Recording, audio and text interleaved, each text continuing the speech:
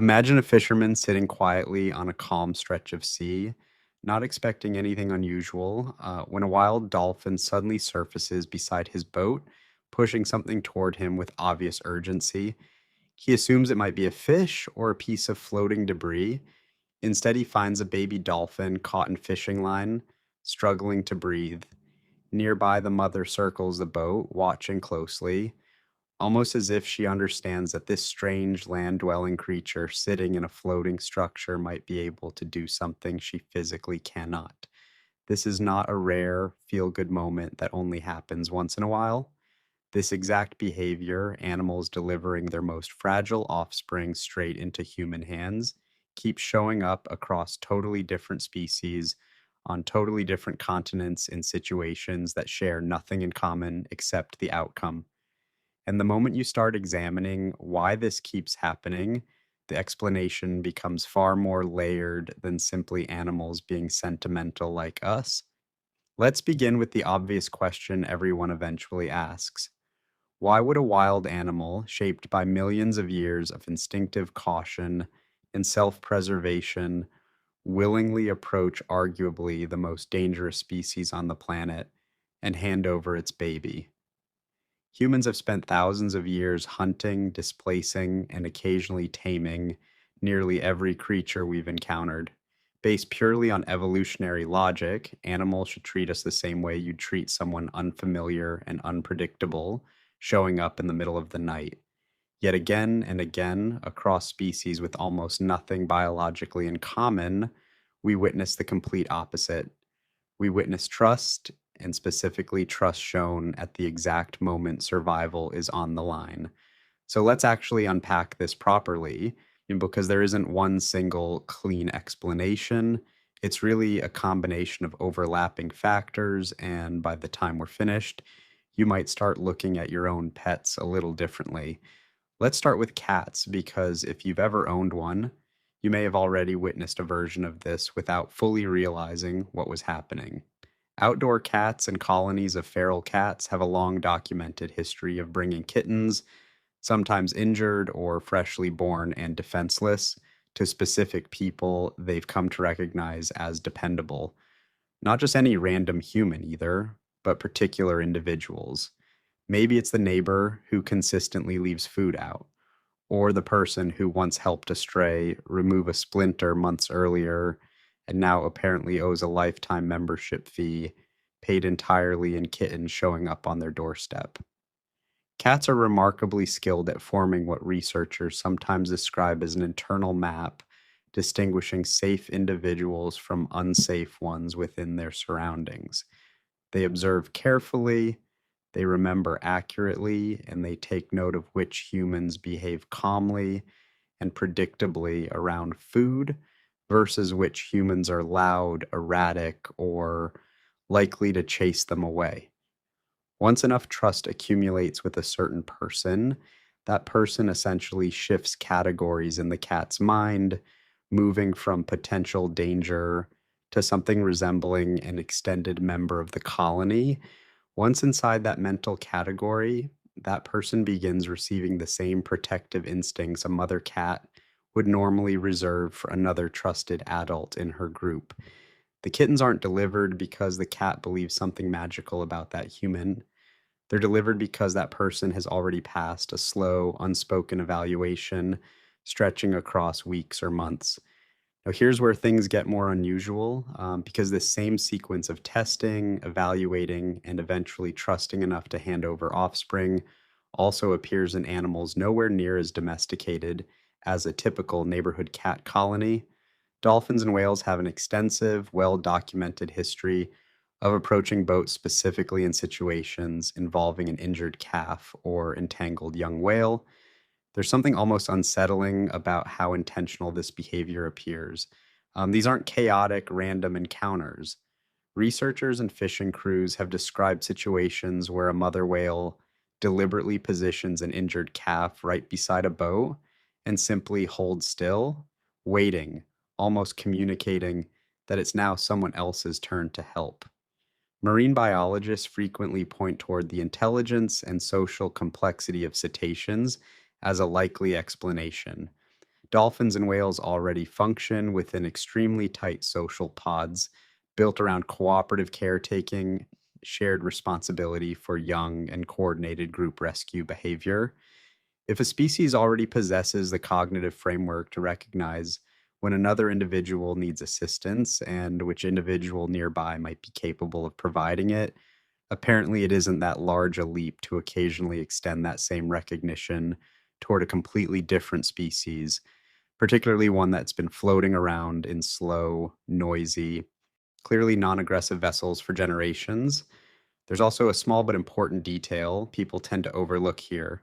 Human boats may be loud, but human reactions to visible animal distress tend to be remarkably gentle and consistent. Slower movement, quieter voices, careful handling. Animals are extremely perceptive when it comes to reading body language. And a species that repeatedly responds to vulnerability with gentleness instead of aggression eventually earns a different classification altogether. We're loud and everywhere, sure, but we're also strangely one of the very few species on the planet that regularly goes out of its way to help vulnerable young animals that aren't even biologically related to us. And apparently that reputation spreads. Let's shift briefly to birds because their behavior around humans is consistently underappreciated in this conversation. There are documented instances of wild birds, including magpies, crows, and even certain raptors, bringing injured or abandoned chicks toward specific humans who previously demonstrated some form of caretaking, whether that meant feeding the local flock or rescuing a chick that had fallen from its nest. Crows especially stand out here, largely because their memory abilities would honestly put plenty of humans to shame. Crows can recognize individual human faces for years at a time, hold on to something resembling resentment toward people who've wronged them, and extend something resembling loyalty toward people who've helped them. Once a crow decides a particular human belongs in the trustworthy category, that classification can apparently last a lifetime, and remarkably, it can even be passed down to the crow's offspring, who somehow seem to instinctively know which humans are safe before ever interacting with them directly. This opens up a genuinely compelling possibility that some of this baby delivering behavior isn't purely about individual experience, but something closer to socially inherited trust.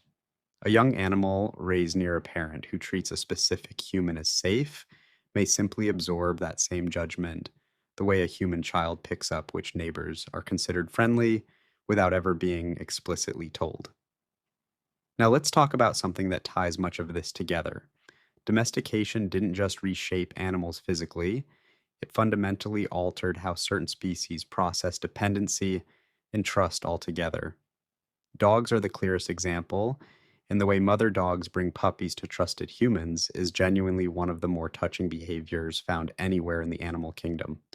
A mother dog who trusts her owner will often carry each newborn puppy individually and place them at that person's feet, almost like she's making a formal delivery. This isn't random behavior. Dogs have spent roughly 15,000 years evolving alongside humans, specifically around shared caretaking, resource sharing, and mutual protection. Somewhere deep in canine psychology, humans became permanent pack members, just ones with opposable thumbs, and pack members are granted access to the puppies. This isn't an odd exception. It's essentially the entire foundation of how the human dog relationship developed in the first place. This is where the story deepens even further because that same underlying wiring that allows a dog to trust a human enough to hand over her puppies occasionally seems to spill outward into wild populations as well. There are documented cases of wild wolves, coyotes, and even foxes displaying unusually low fear responses around certain humans in regions with a long history of indirect coexistence, such as consistent feeding stations, minimal hunting pressure, and generations of non threatening encounters. It isn't true domestication, but it resembles something adjacent to it, a slow, quiet familiarity that occasionally produces behavior typically expected only from fully domesticated species. Let's talk about elephants for a moment, because their behavior around humans might be the single most emotionally striking example in this entire subject. Elephants are famous for their remarkable memory and form deeply layered, multi generational social bonds within their herds. There are numerous documented cases of elephant herds approaching specific humans, frequently conservationists, park rangers, or sanctuary staff, while carrying an injured or orphaned calf, almost as though requesting medical assistance.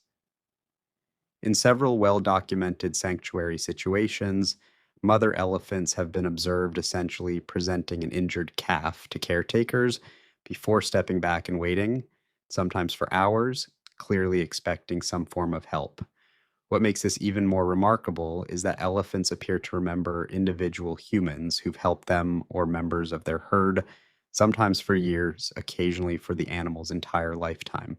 There are accounts of elephants recognizing former caretakers after a decade apart, reacting with behavior that closely resembles genuine emotional recognition.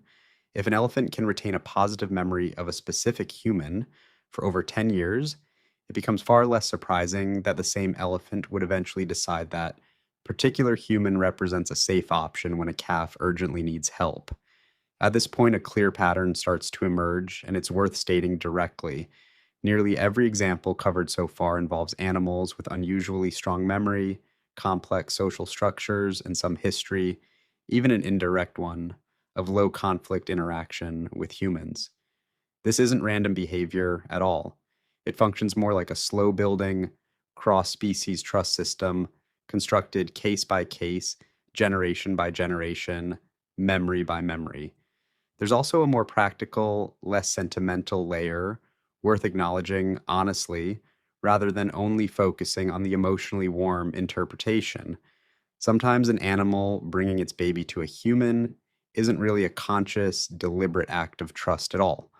Sometimes it's closer to desperation, a mother facing an immediate predator threat, a flooded den, or an injury she has no ability to treat, may simply gravitate toward the nearest large, slow moving, generally non predatory shape nearby, which awkwardly tends to be us. Humans are large, noisy, and typically carry scents associated with campfires, sunscreen, and questionable food choices, none of which resemble the scent profile of an actual predator. In a genuine crisis, an animal's available options shrink rapidly, and sometimes choosing the human isn't really trust in the traditional sense, but rather the absence of any better alternative. Even so, even desperation driven trust still requires the animal's brain to perform a real time risk calculation that, historically speaking, humans haven't always deserved. The fact that approaching a human consistently outperforms every other available option during moments of crisis still reveals something genuinely remarkable about how animals have recalibrated their perception of threat around our species over time. Despite an admittedly inconsistent track record, we've somehow ended up classified as a viable emergency option across a surprisingly wide range of unrelated species. And that's far from insignificant. There's also a fascinating dimension involving scent and chemical signaling that rarely gets enough attention.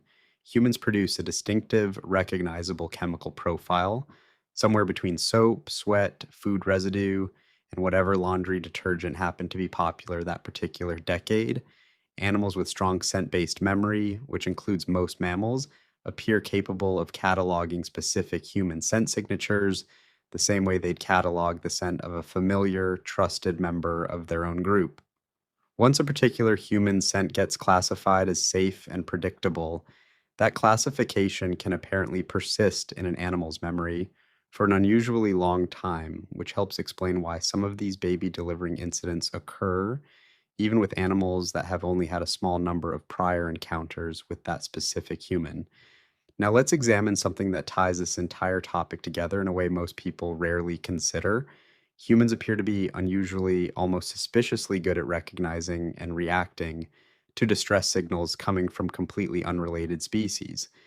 There's actual research suggesting that the pitch, urgency, and rhythm found in distress calls across many mammal species share enough structural overlap that humans instinctively respond to them even without ever hearing that specific animal's call before. A crying human infant and a distressed puppy trigger remarkably similar automatic responses in adult humans, including a faster heartbeat, heightened attention, and an immediate urge to investigate and help. Some researchers believe this instinctive sensitivity toward vulnerability may not be strictly limited to recognizing our own species young. It might represent a broader, somewhat leaky caretaking instinct that occasionally activates for the offspring of other species as well. If animals have gradually recognized across generations that humans consistently respond to visible distress with assistance rather than aggression, that reputation becomes a genuinely useful evolutionary advantage worth relying on even across species boundaries. And this might honestly be the single most important piece of the entire puzzle. We're among a very small number of species on this planet that regularly, voluntarily, and repeatedly step in to help offspring that aren't biologically ours and don't even belong to our own species. Most predators in the natural world view another species' vulnerable young as quite simply a meal. Humans, despite a genuinely complicated overall relationship with the natural world, have somehow developed a surprisingly consistent reputation across multiple unrelated animal groups as the species that tends to choose assistance over harm whenever a young animal is in visible distress. That reputation, built slowly, imperfectly, and inconsistently across countless individual interactions, seems to be exactly what's fueling so much of this behavior. Let's take a moment to talk about primates, because this is where the topic starts feeling almost uncomfortably close to home. There are documented cases involving wild and semi wild primates, including chimpanzees, bonobos, and even certain monkey species living near long term research stations, bringing injured or orphaned infants directly toward familiar human researchers. This isn't especially surprising once you consider how closely primate social cognition mirrors our own. Primates already engage in something researchers refer to as alloparenting, where infants receive care not only from their biological mother, but from a broader network of trusted group members, including aunts, older siblings, and occasionally unrelated adults who've proven themselves reliable over time. Extending that same alloparenting logic toward a consistently calm, non threatening human observer isn't actually that large a cognitive leap. If a chimpanzee troop has spent years watching a particular researcher behave predictably, gently, and helpfully, that individual essentially becomes absorbed into the troop's internal understanding of acceptable adults to trust around infants, an extremely specific category to earn access to, but apparently achievable given enough patience and zero sudden movements. There's an entire area of research built around what's sometimes called the human safe haven idea. And although that phrasing sounds like something pulled from a fairly dense academic paper, the underlying concept is genuinely compelling. The theory suggests that across multiple independently evolved social species, individual animals can develop something resembling an attachment relationship with specific humans, structurally similar, though obviously far less deep, to the bond between a human infant and its caregiver. Animals that form this kind of connection don't just tolerate a particular human's presence, they actively seek that person out during moments of stress, in much the same way a frightened toddler runs toward a parent instead of fleeing randomly in any other direction. If a wild animal has developed even a rough version of this bond with a specific human, then bringing a vulnerable baby to that person during a crisis stops seeming strange at all. It starts looking exactly like what you'd expect from any creature instinctively seeking out its version of safety. It's also worth pointing out how consistently this pattern appears, specifically around moments of medical necessity rather than simple casual social bonding. Animals generally don't bring their young to humans just to socialize. They bring them when something is clearly, visibly wrong, an injury, an entanglement, breathing difficulty, or a wound needing attention. This detail matters because it suggests these animals aren't merely comfortable being near humans in a general sense. They appear to be making something resembling a triage decision. They've recognized a problem beyond what they're capable of solving on their own, and they've identified a specific presence in their environment that has previously shown some ability to address exactly that kind of problem. That isn't blind faith. That's closer to outsourcing a task to a specialist, which is genuinely impressive reasoning for an animal that, biologically speaking, has every evolutionary reason to keep predators and unfamiliar individuals as far away from its vulnerable offspring as physically possible. It's important to mention that this kind of trust isn't universal, and it's certainly not unconditional. Animal populations that have experienced consistently negative interactions with humans, including heavily hunted species or those living in regions with high human wildlife conflict, show essentially none of this behavior. This particular pattern shows up almost exclusively among populations with either a long history of low conflict coexistence, individually positive prior experiences, or strong enough memory and social reasoning to evaluate specific humans case by case rather than judging our entire species collectively. In other words, animals aren't extending trust toward humanity as a whole. They're trusting a specific individual, the one who consistently left food out, moved slowly and quietly during an earlier encounter, and didn't panic or run the last time something wild and unexpected appeared nearby. There's also something worth noting about how this behavior seems to reinforce itself over time, almost like a feedback loop. A human responds well during one distressing situation, the animal or its broader social group remembers that response. Later generations within that group inherit a slightly reduced baseline fear response towards humans in general, or toward that particular human specifically, and the cycle continues, slowly building toward exactly the kind of behavior we've been discussing throughout this video. It isn't magic, and it certainly isn't animals possessing some grand cosmic awareness that humans are inherently good. It's small, accumulated, repeated pieces of evidence, building gradually until a wild animal eventually looks at a specific human and essentially concludes that this one is probably safe enough to hand over the baby to. So, why do animals bring their babies to humans? Not because our species has somehow earned universal, unconditional trust from the entire animal kingdom. Our overall track record is honestly far too inconsistent for that kind of blanket conclusion. It's because across an enormous range of species, in an enormous range of circumstances, individual animals have quietly built individual case files on individual humans, and some of us, enough of us apparently, keep passing that test. Every slow, careful approach toward an injured animal, every bowl of food left out for a stray, every calm and gentle reaction to something wild and frightened becomes a small data point in an evolutionary record we're often not even aware we're contributing to. And occasionally, when the stakes are at their absolute highest, when a baby's survival hangs in the balance, and a desperate parent is scanning its surroundings for literally any option other than certain loss, that accumulated record gets called upon, and a human ends up holding a kitten, a calf, a chick, or a baby dolphin, wondering how exactly they became the one chosen to help. As it turns out, that choice was never random at all. It happened because somewhere along the way, despite everything, that trust was genuinely earned. There's one final layer to this topic that almost never comes up, and it might actually be the most quietly meaningful part of the entire discussion. This behavior doesn't just affect the animals involved, it changes the humans too. Nearly every documented case of an animal trusting a human enough to hand over its most vulnerable offspring tends to leave a lasting impression on the person involved, and often on the surrounding community as well.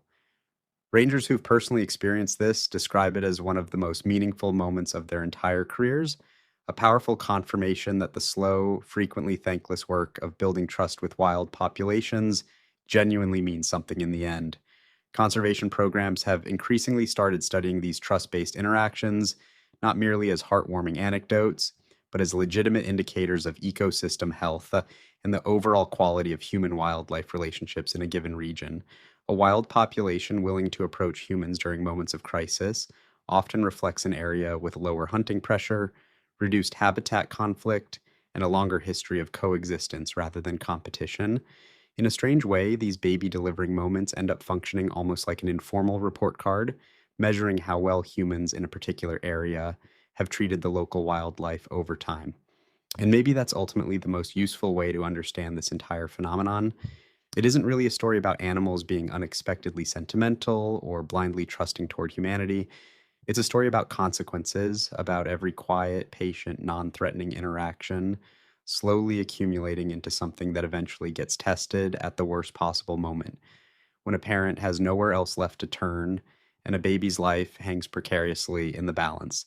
Every time that test gets passed, it strengthens something fragile and genuinely valuable, something that took generations to build and could just as easily be undone through a single afternoon of carelessness.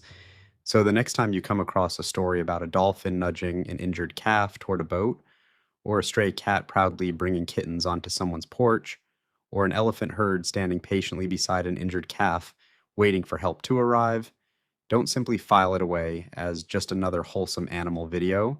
File it away as proof that every once in a while, on a planet full of species, with every reason imaginable to fear us, we've somehow managed to convince a few of them that we're actually worth the risk.